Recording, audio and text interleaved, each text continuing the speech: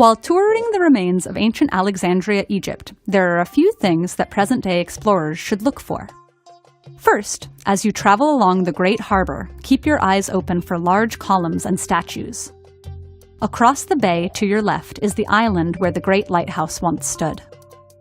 And as you make your way through the palaces of the royal quarter and reach the area where the Library of Alexandria once stood, keep your eyes open for sharks.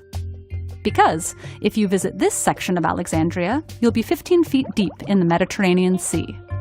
Though people are most familiar with Plato's fictional Atlantis, many real underwater cities actually exist. Places like Alexandria, Port Royal, Jamaica, and Pavlopetri, Greece. Sunken cities are studied by scientists to help us understand the lives of our ancestors, the dynamic nature of our planet, and the impact of each on the other.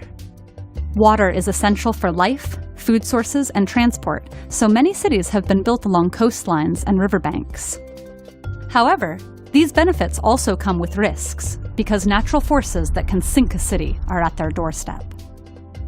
Take, for instance, an earthquake. June 7, 1692, seemed like a normal morning in Port Royal, Jamaica, then one of the richest ports in the world.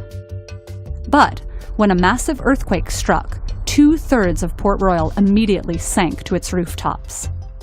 Today, many buildings and elements of everyday life remain surprisingly intact on the sea floor, frozen in time.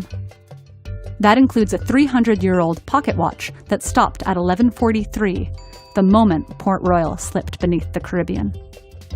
And during the winter of 373 BCE, the Greek city of Helike was struck by an earthquake so strong that it liquefied the sandy ground upon which the city was built.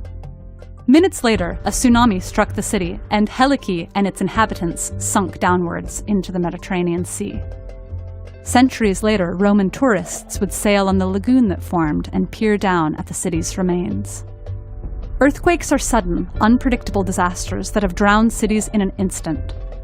Luckily, however, throughout history, the majority of sunken cities were not submerged by a single cataclysmic event, but by a combination of more gradual processes.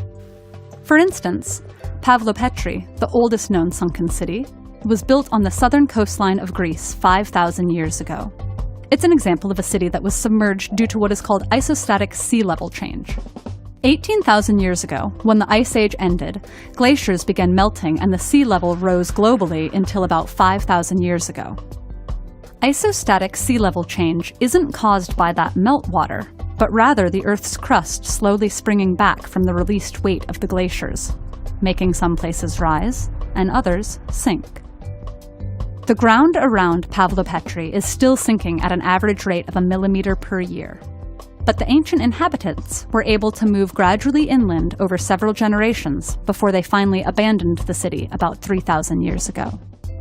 Today, divers swim over the streets of Pavlopetri and peer through ancient door jambs into the foundations of houses and community buildings. They learn about the people who lived there by observing what they left behind. Natural geological events, such as earthquakes and tsunamis, will continue to shape our continents just as they have for millions of years.